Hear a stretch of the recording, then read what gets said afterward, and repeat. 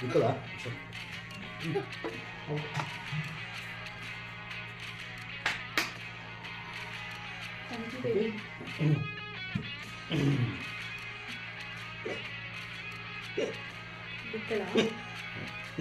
யார் உன்னை மிஸ் பண்றது?